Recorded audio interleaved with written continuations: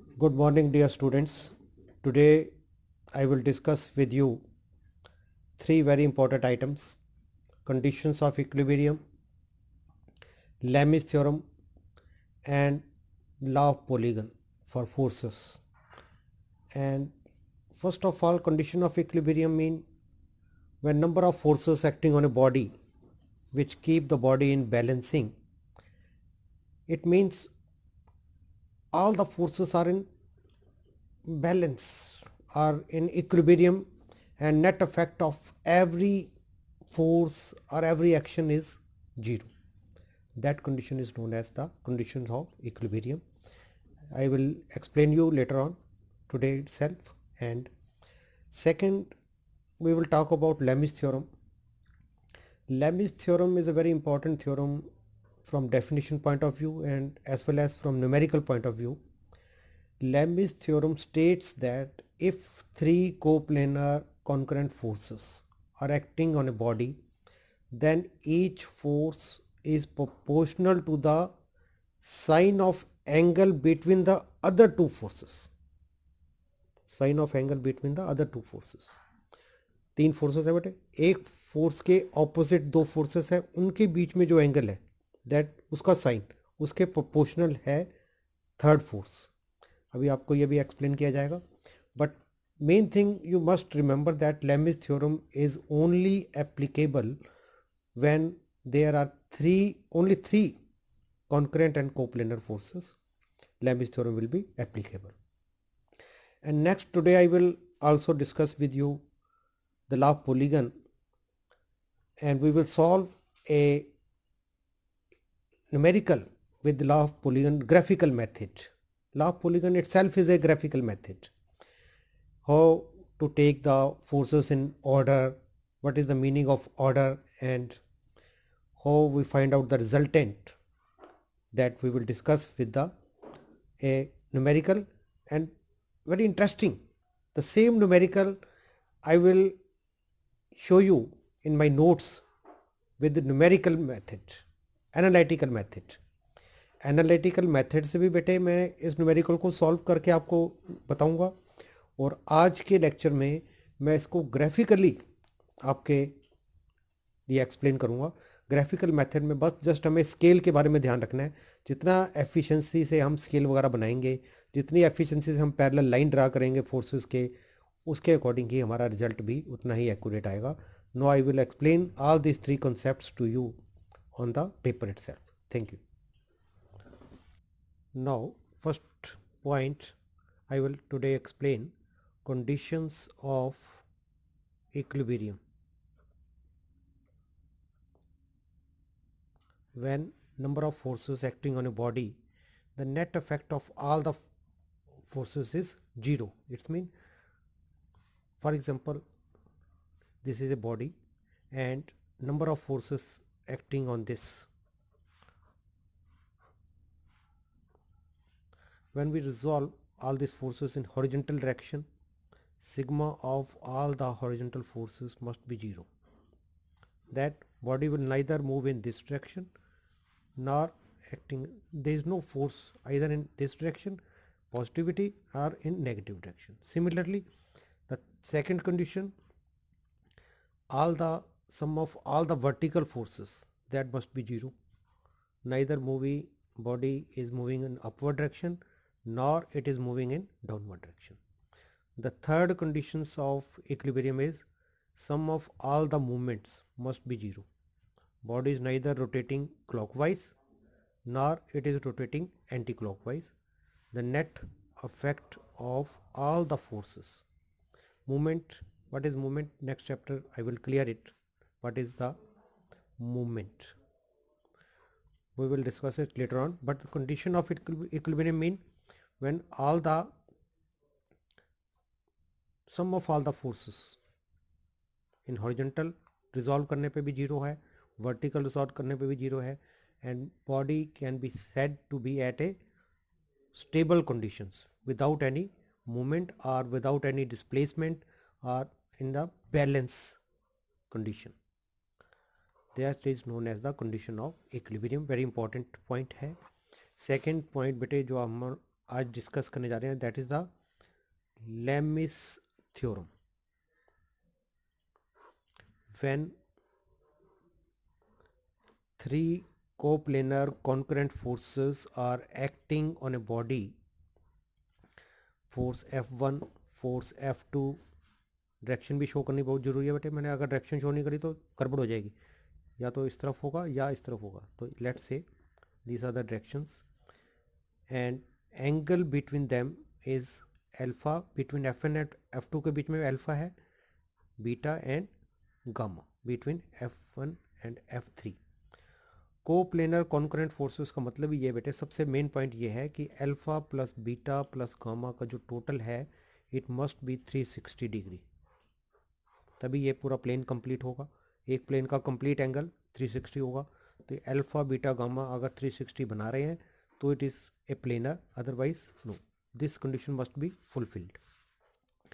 Lami's theorem is only applicable for three forces, nor it is applicable for two forces, neither it is applicable for more than three forces, only three forces.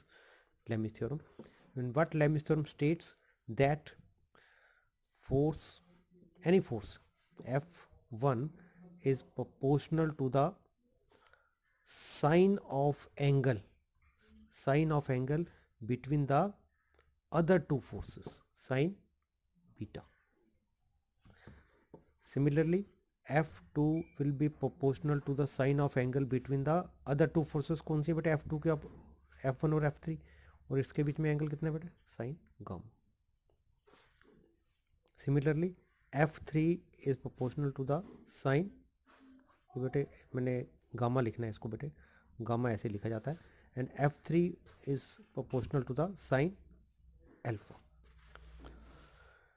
Then they are all F1 proportionality का बेटे कुछ भी constant ले लिया जाएगा, कुछ भी एक कांस्टेंट आ जाएगा। अगर मैं ऐसे बोलूँ F1 by sine beta is a constant, F2 by sine gamma is a constant. Proportionality का कांस्टेंट तो बेटे सेम ही रहेगा ना, F3 by sine alpha is also constant. Then we can say according to Lami's theorem F1 by sine beta must be F2 by sine gamma, F3 by sine alpha. This is the known as the Lemis theorem. और बेटे ये numerical में बहुत ज़्यादा use होगी। अब ये बेटे कुछ भी कंफर्म नहीं हो सकता बेटे, बुक में हमें ये एंगल ऐसे दिए हों, F1, F2, F2, F3, ये अल्फ़ा ये भी हो सकता है, बीटा हो सकता है।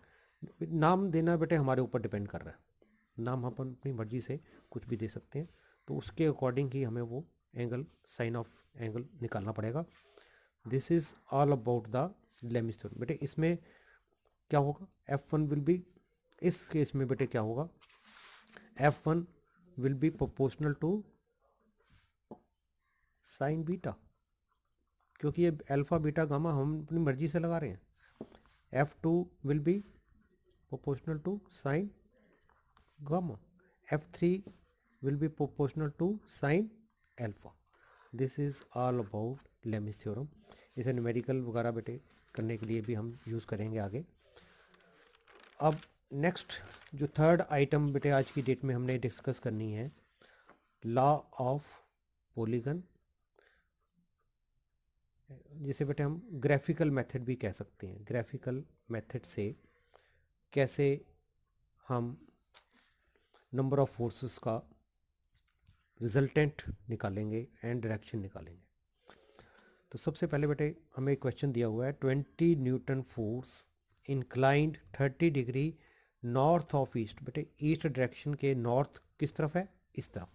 तो इसका मतलब नॉर्थ ऑफ ईस्ट का मतलब ये वाला जो एंगल है ये हमें दिया हुआ है 30 डिग्री। टुवार्ड्स नॉर्थ का मतलब complete in the north direction, towards east का मतलब fully in the east direction, towards south तो हम टुवार्ड्स नॉर्थ दिया, तो इसका मतलब दिस डायरेक्शन, इसका मतलब बेटे ये एंगल यहाँ से 90 डिग्री का बन रहा है। 30 newton towards north west. North west मतलब बेटे the centre of north and west. Centre of north and west कहाँ पे बनेगा बेटे? जहाँ पे ये एंगल 45 और ये भी 45 बन जाए, तो इसका मतलब ये एंगल भी 45 होना चाहिए। This point is known as north west. This point is known as north east. अगर होता तो यहाँ पे 45 के एंगल पे बनता।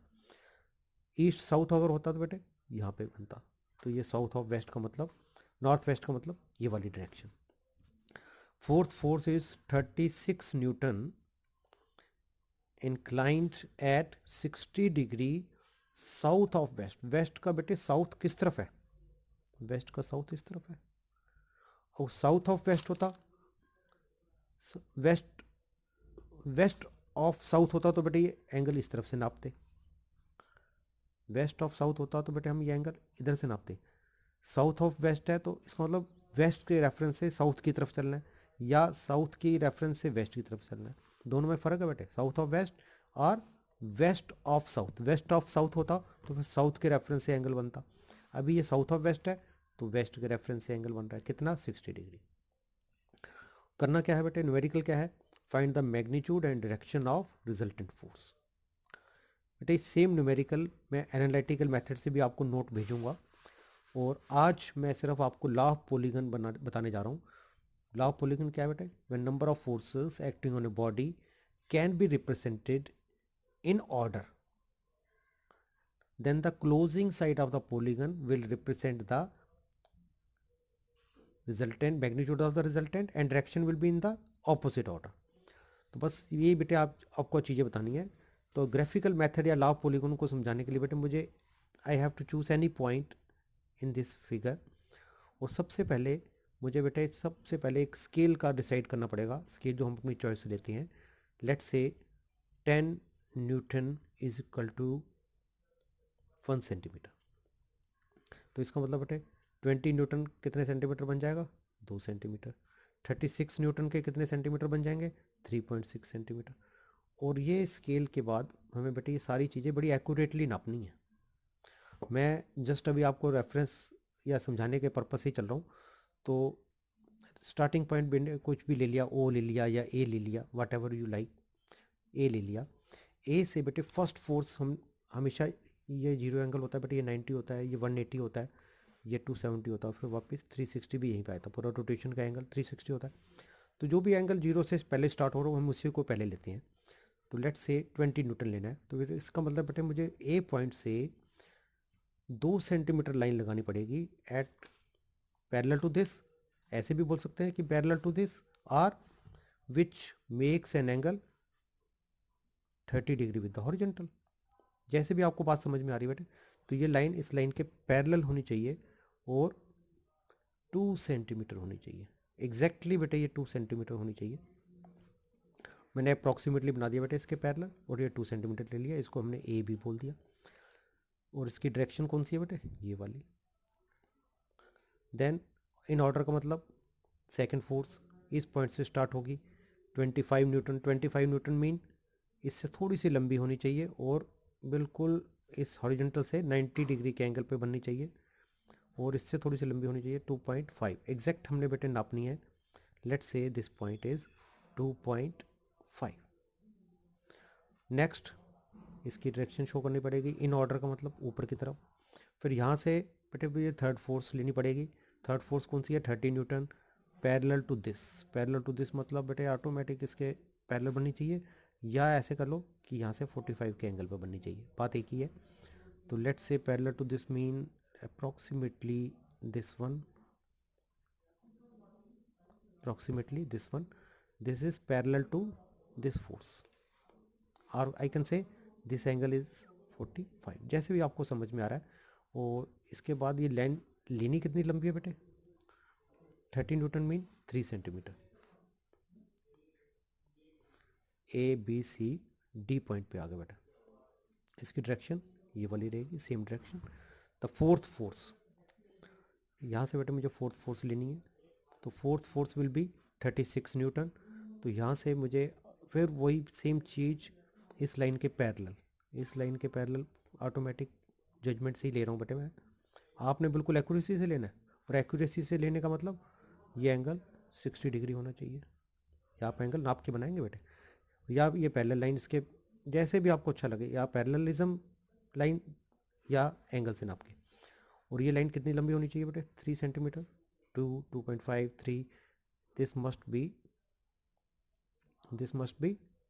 3.6 ई point.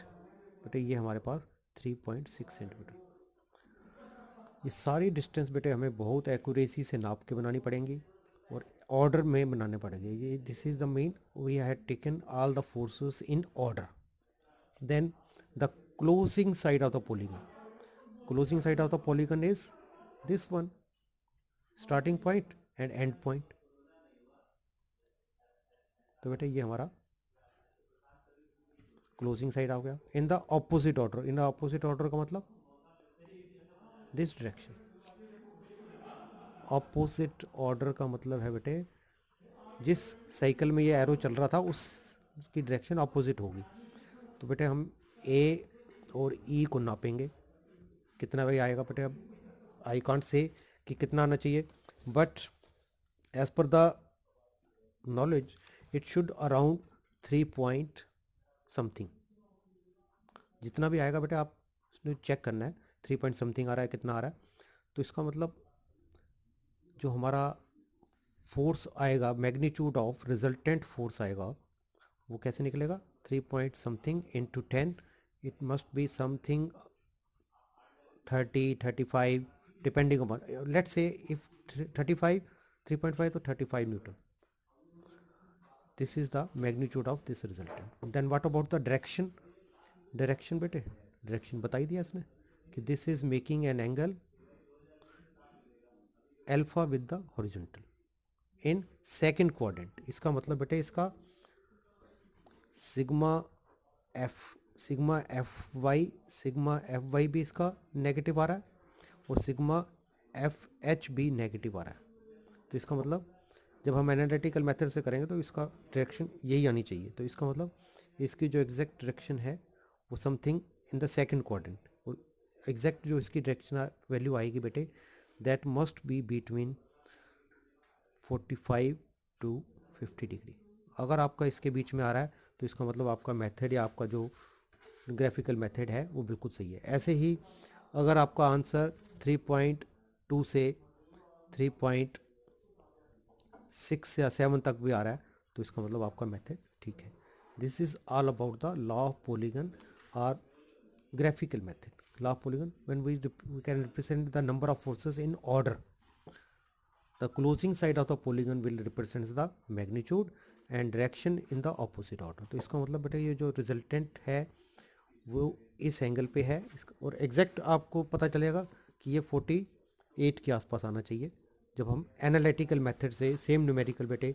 I will send you the report of a PDF of this numerical in analytical method, that the same answer will be verified when we do it graphically or analytical. But this is I just explained for graphical point of view. but exam में जब तक mention नहीं होगा तब तक आपने analytical method से ही करना है। ग्राफिकल मेथड मैंने जस्ट आपको लॉ ऑफ पॉलीगन समझाने के लिए आज बता दिया। Thank you very much. Okay.